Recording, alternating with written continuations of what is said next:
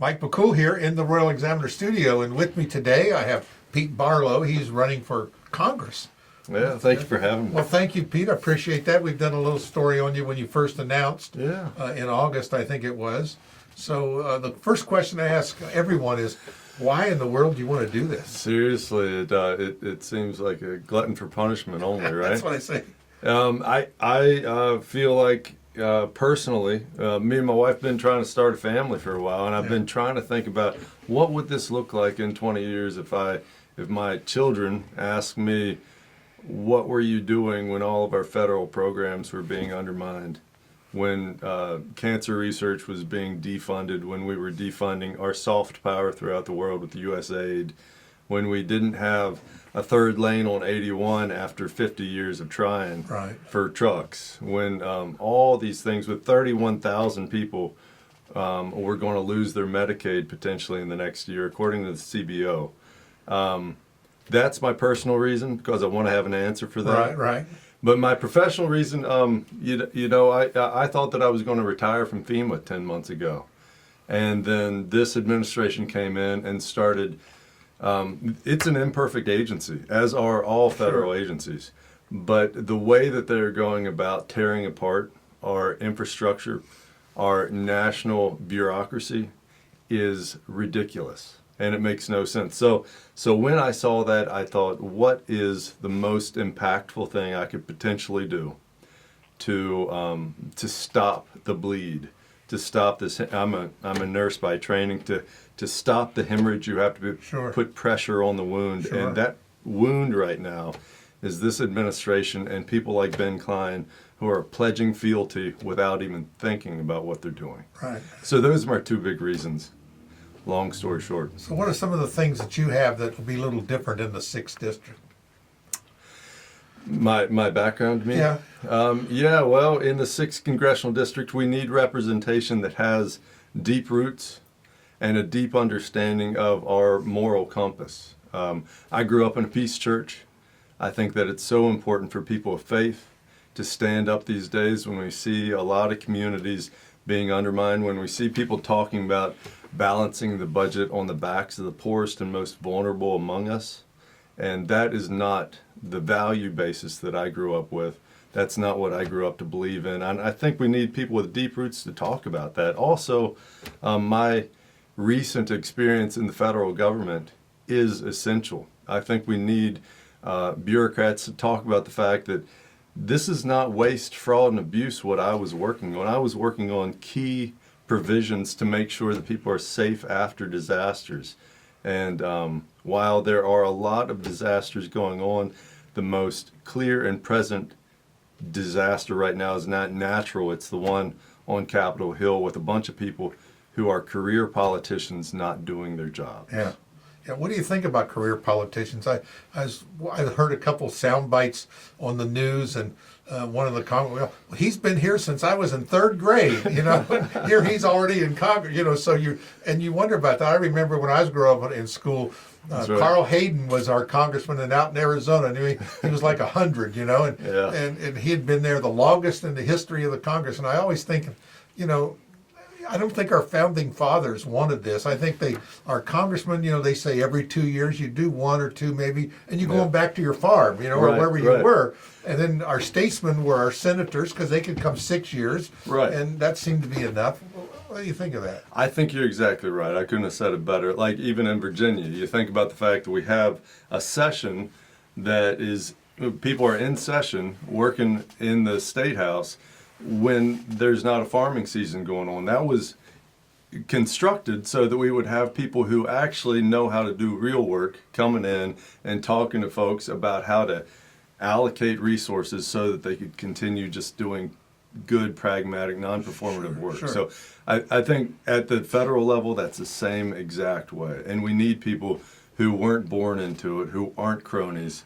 And that's what our incumbent is. Yeah. We need somebody who's done that. I've worked on cattle farms and poultry farms, and in our family cabinet shop growing up, and then for the federal government for 15 years. I know what it is to do hard work, and I know what it means to actually work with congressionals on appropriations, on laws and statutes that make sense. Been writing regulations for the last 10 years, and people give regulations a really bad name, but we are just implementing the statutes that have been promulgated by Congress. Right. If the regulations don't make sense, it's a good chance the statutes don't either. Right. We've seen a lot of that. It seems like it. That's another thing. I think the population says, members of Congress, and I say that as all of them up there. Yeah. They don't live by the same rules that you and I do. That's right. That's right. Their health care is different. Their retirement is different. It's just like we just shared a column on the other day from talked about congressional pay, about what it was in the 1600s, and when they raised it to $12, the public went crazy. So same thing. This has always been an ongoing battle. But it is they live in Washington. You're big think about they're coming there, especially say from out west. So they've never been back to their district, right. Or maybe 2 weeks every couple of years. Exactly. And a lot of these people are getting paid $250,000 a year to come up with laws that are going to take away ultimately money and Medicaid incentives from people who are making less than $21,500. Right. It's just crazy to me. Right. Where our priorities lie in society. We got $1.1 trillion for the DoD, whereas we're defunding FEMA. It Right. doesn't make any sense to me. Right. Yeah, FEMA got a lot of bad rap over all these disasters and stuff, and it's not so much. It's like after the fact. When does it start? And I think I try to explain to people too is, the federal government didn't just show up. They have to be invited in, correct? That's right. And Exactly. so sometimes some of these mayors and governors just sit on their hands for a while. I remember at Katrina, FEMA's sitting there ready to go. Let us in, Right. And when they did, it was like a day late and $1 short. Yeah. And honestly, when you look at major disaster declarations, when 2/3 of the personnel on the ground during the recovery phase are FEMA, if you want to stop funding Type 3 disasters, which are those 25 million and below, Right. which they're floating right now, like that's going to mean that the state has to pick up all that slack, and you want to see a mess. Wait for the states to try to do all that. Yeah. We've seen that in California with Holy their cow. Yeah, so they're now feeling the ramifications of kicking the can down the road. That's exactly. They're not very happy, are they? No. Did FEMA get involved in that? In wildfires? Oh, for sure. Yeah. We were working on provisions when I was there to make sure that we implement incentives for hazard mitigation, so that in places where fires have occurred, big disasters like that, we make sure that they're much less likely to occur the next time. Because in Tahoe, if you get a fire going through once, you're going to have it twice probably. Yeah. But if we build in defensible space, non-combustible roofing materials, all this stuff, those are just common sense things that the International Code Council has been trying to convince people to do for years. Yeah. We were putting that into policy and regulations, and on day one of this administration, they just tore it all up for no good reason other than the fact that it might have said climate somewhere. It just boneheaded. Yeah. So let's talk about 6th District. What are some of the key things that you think need some action taken in our? You mentioned 81. What do you think of that? 72% at least of fatalities on 81 occur because of trucks. Trucks need more places to overnight. They need more places along 81 to just have. We need a truck lane. The fact that Ben Cline has voted against 81 improvements when it's gone to full committee every single time is he's not doing his job. I mean, these are things that he could be doing. We need a truck-only lane. It's shown around the United States, around the world, that when you have a truck-only lane or a car-only lane, you have many less incursions and conflicts. Traffic is something that everybody understands in this district, and that's something that needs to be done. I mean, we could talk about all the arbitrary tariffs that are having effects upon our farmers right now. People who are grain producers are just are put out to pasture right now because they have no tether to the income that they were counting on. Right, right. So- I heard that about the soybeans and the China imports that people don't realize that we're in a global economy sometimes. Holy cow. And our local guy down the road is selling his stuff all around the world. Right. For the last 50 years, we've been orchestrating a global system that now we act like we're in a vacuum. It's crazy. Yeah. And when Virginia itself has $1 billion of just soybean going out every year, we're not going to be able to fill that void with some of these other trading partners, and they are building alliances around us now because we are so unpredictable. Yeah.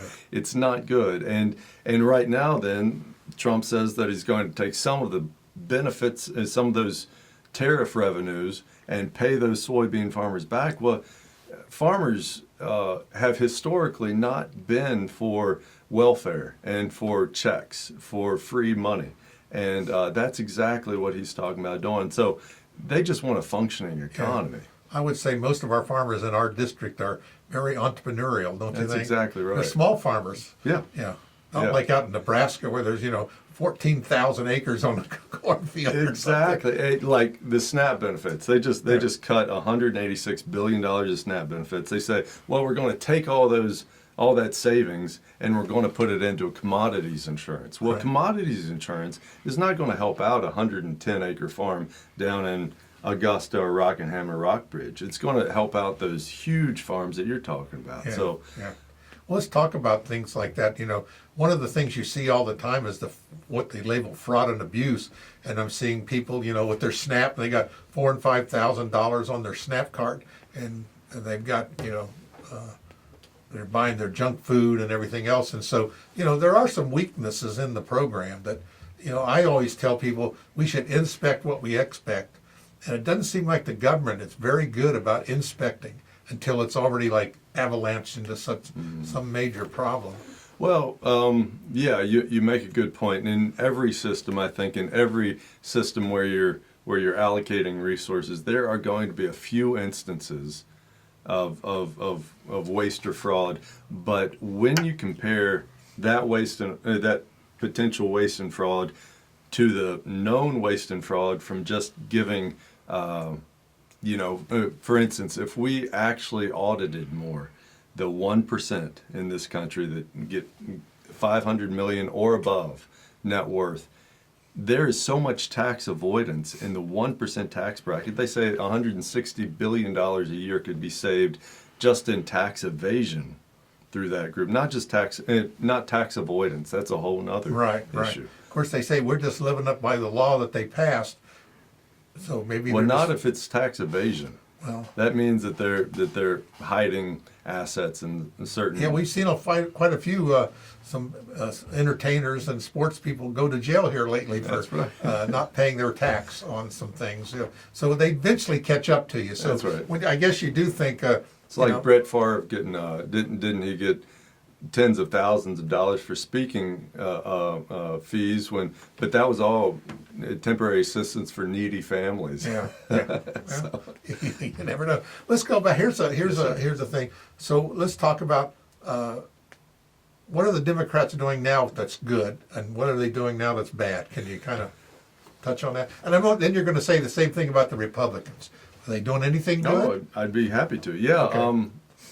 I think Democrats right now, with the shutdown, I'm worried that we don't have a good strategy to help prop up some of those federal workers right now that are going through a very uncertain time. I think that we need to. It's great that Democrats. This is one thing that I think has flip sides. Is it's great that Democrats are saying, okay, we have some leverage. We need to stand for something, and we're standing up for people to have access to Medicaid and those ACA discounts that we want to continue, right? But at the same time, we need to message out about what are ways that struggling federal workers right now who are furloughed and might not get paid back, how are we going to make sure that those people have access to mutual aid and unemployment and all these things? We need to be messaging out more effectively on Virginia Employment Commission, and all these different things for federal workers in this area. I also think that Democrats have never done a good job, or haven't done a good job in my lifetime, at speaking to hunters and people who have rural interests in this district. Which is our district. I think we've lost a lot of people because they feel like, well, these people aren't talking to me. Right. They're just talking about all, and Democrats do great things, like we were talking about before the interview. I mean, Democrats are the reason that we have electrification of farms, that we have rural hospitals, that we have mail post offices around the district. Democrats are the reason we have the Veterans Administration. Like, we need to talk about those things that we put in place and that we could be fortifying right now if we just made some common sense changes. I think those are ways in which we have been struggling, but we also need to just build upon our successes over the last 75 years. Yeah, I kind of have to agree with you on the parties. It seems like the Democrats right now don't have a plan, and it's all about blaming the other side instead of saying, well, we could do better. Here's what we could do. And I don't see that. Well, I mean, is that just me, or is that just... Well, as a trained nurse, I really think that we have to put pressure on the wound. Right. To stop the bleed. And right now, the wound is this administration. So a lot of what Democrats are saying is probably accurate, that we just need to stop talking about taking away these health insurance and all these different things that people have come to rely upon. Sure. So maybe that sounds just like they're not doing anything, but I think a big part of it is stopping with all of this arbitrary cutting of our social safety net. And I tend to agree with Democrats on that. We just need to stop taking away all these things that people rely upon. Stop taking people out of Social Security offices so that you have the waits on the phone calling Social Security have gone up dramatically since the beginning of this administration, because they've taken people out of those offices, saying it's waste. Yeah. But it's not waste. We need somebody to pick I up hate the getting phone. those messages. Your call's important to you. I said, well, if it was important, you'd hire more people to answer the phone. That's right. That's right. That's right. Well, how about the Republicans? What are they doing right? We need to give credit to this administration for putting pressure on Israel and Hamas to put a stop to the unnecessary conflict. Or it was a lot of so I think it's amazing, and I hope that this peace stays and lasts, because the carnage that was occurring on both sides is just really devastating to watch from afar. I could get into all sorts of things that I think are going wrong, though. I think that It's easy to identify the wrong things, I think.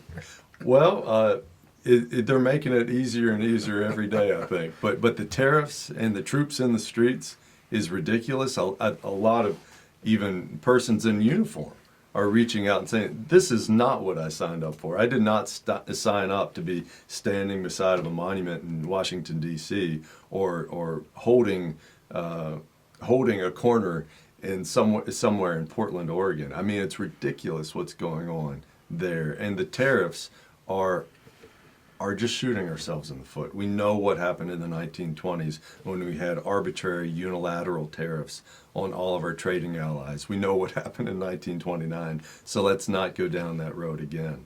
Those are huge things that I think we need to work on. And we also need to work on, we have 3 co-equal branches of government so that we do not get into hot water.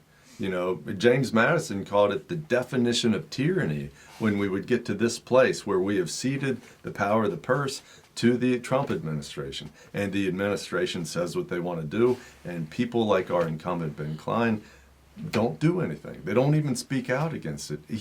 The idea that he has no opposition to what's going on, good or bad, is really suspect.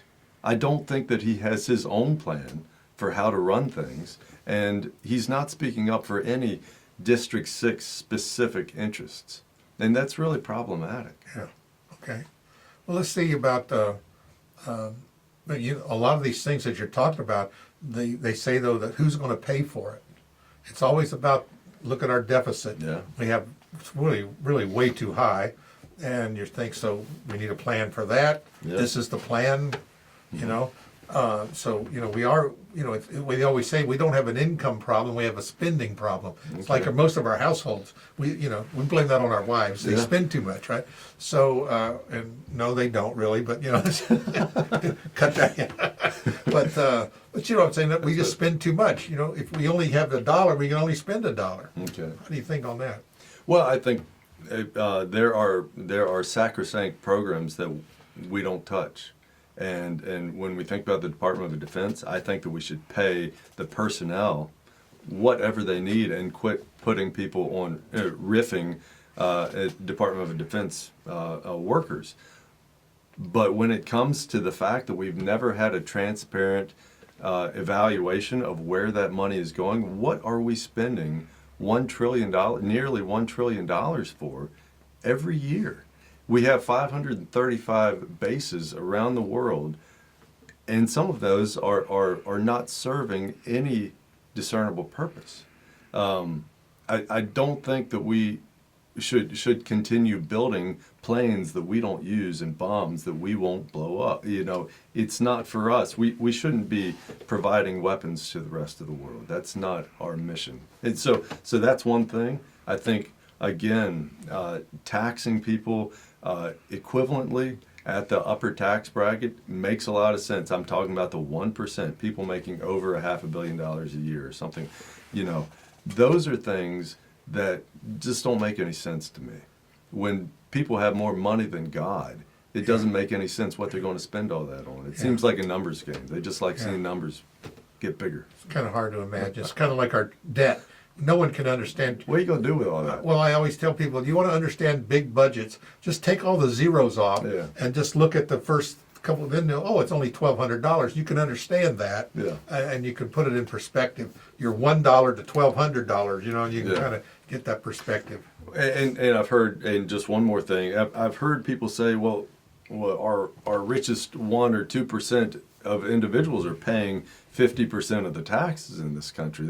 That's pretty egregious. And I said, well, when they own 85% of the wealth in our country, that seems all right. So I don't know. But we have 47% of the public that just lives off the government. I don't know if that's true. I mean, nobody chooses to be impoverished. There's a lot of institutional wealth that gives people the capital to start a business or some of these things. If you come to this country, or if you're in this country and you don't have a good credit score, then you can't build equity and you can't leverage assets against that. I just don't think that it's fair to, 47% of this country are probably really struggling and they didn't choose to be there. I'd rather have a lot of income than to wait for a $500 check from the government every month. So I don't know. We have a lot of generations though, where we have generation after generation of just, we call welfare generation, and they just never have moved out of that social economic program. And I think that might go back to the fact that we've systematically defunded education to the point where more and more people throughout Virginia, you can see it, are going to private schools because they have less and less faith in our public institutions. Things like that we're incentivizing people with these ideas like vouchers to resegregate our school systems based upon socioeconomic disparity. Right. And I think that socioeconomic disparity, when generational, that's an indication to some of us who have more that we really need to evaluate what is not happening for those people that's happening for us.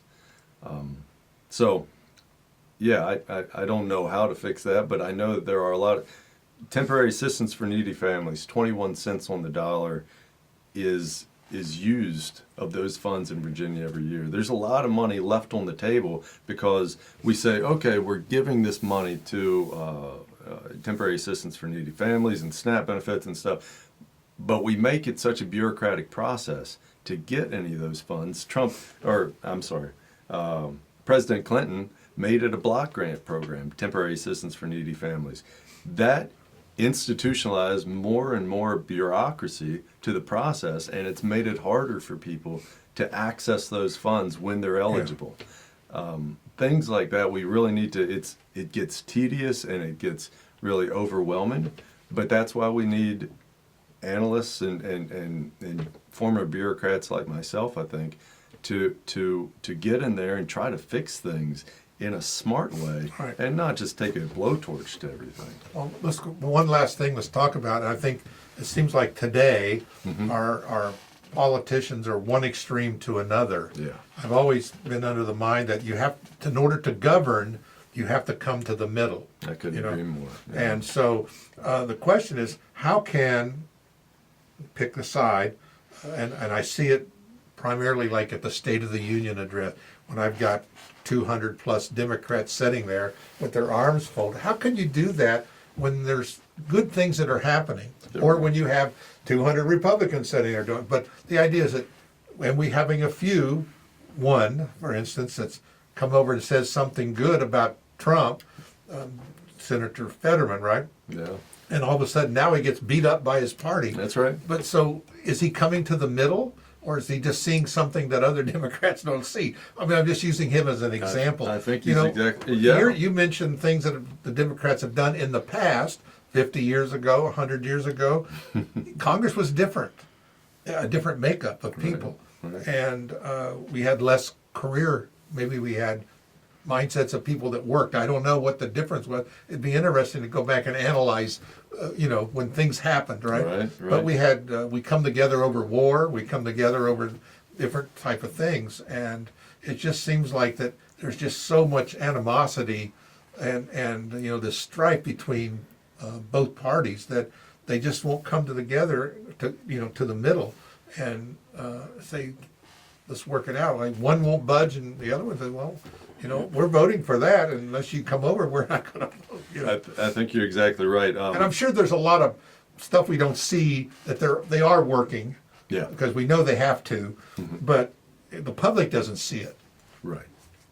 Right. Well, it's interesting that you'll hear congressionals on TV say certain things that are just very divisive.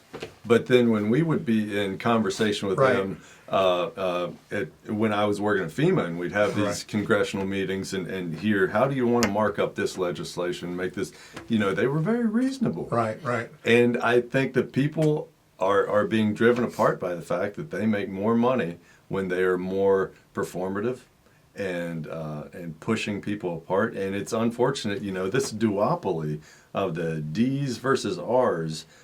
We've all been brainwashed into thinking we're on different teams. We're ultimately on the same team because we sink or swim together. Right. And Rising tide rises all ships. Right? That's right. So I just think that we have to recognize that this duopoly is making billions on the fact that they're maintaining this two-party system. Okay. And if we had some more voices in the room that would pull away from their power, but it would actually pull us back together. I think so. And that's why we're trying to, I've been, for the last few months, going around the district to different places, talking to neighbors and friends, and just saying, let's have a house party. Y'all get people together. I hope that don't all agree. The echo chamber does no good sometimes. Right. So we've been having conversations with people who are willing to talk from both sides. And once you hold space for everybody, and you're willing to talk about the community that everyone belongs to, everybody ultimately wants to be respected and be in community. And if we can provide that, then we provide a sounding board for everybody. There's been people saying, no, some of these social issues that are going on kind of scare me. And they talk about that stuff, and they just talk about, I'm scared for some of the things I hear. Some of these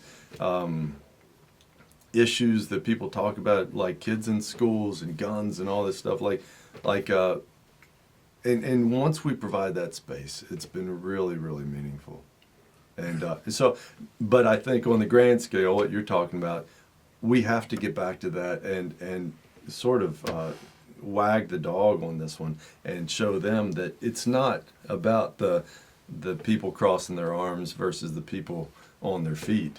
It's we all have to stand back and listen,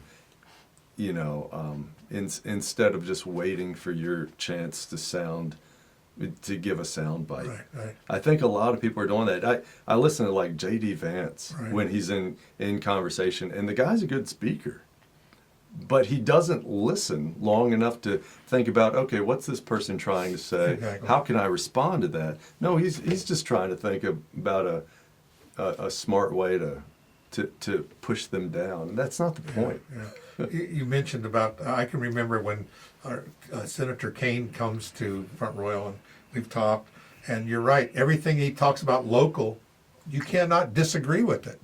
But when the very next day you see him on the national TV and it's a completely different person, and you wonder, like, if we just stick to the local issues, I think we would all do better. Well, I haven't heard Senator Kane say many really, really far leftist things. No, not too far. I mean, I'm just curious what pushes Well, I'm you just away. saying, but they seem to stay away from the local issues, and they're talking about national, and of course they have to. But Certainly. it's just the idea was, yeah, but I agreed with you yesterday. Now I'm disagreeing with you. Yeah. It just, And I think everyone does that, and you're right though. I think it's about.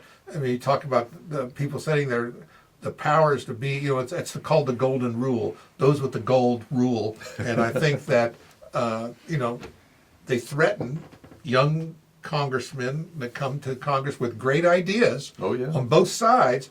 Then they say, well, you'll be a one-term congressman because you will get no money, no support, and if you don't toe the line. And I think that happens on both sides. yeah. Oh, I think that's exactly right. And so. Where are you going to be? Are you going to be able to go in as one term, and you'd be happy with that?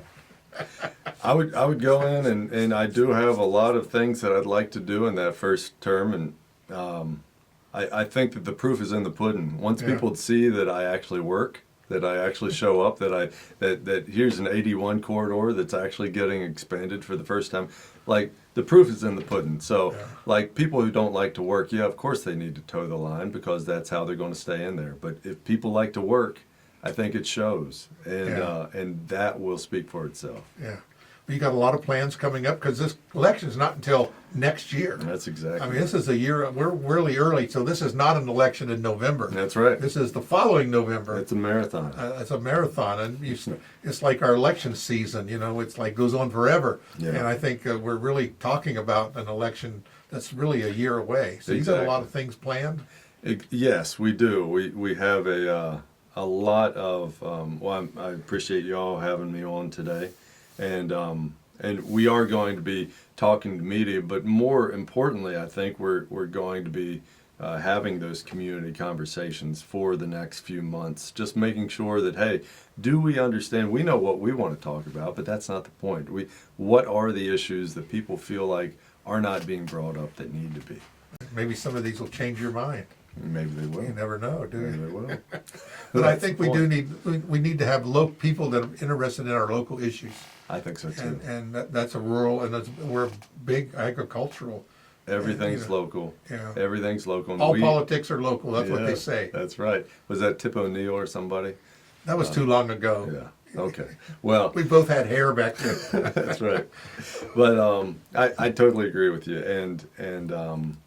and I do think that we are going to have to start by talking about things that actually affect people's lives. Right.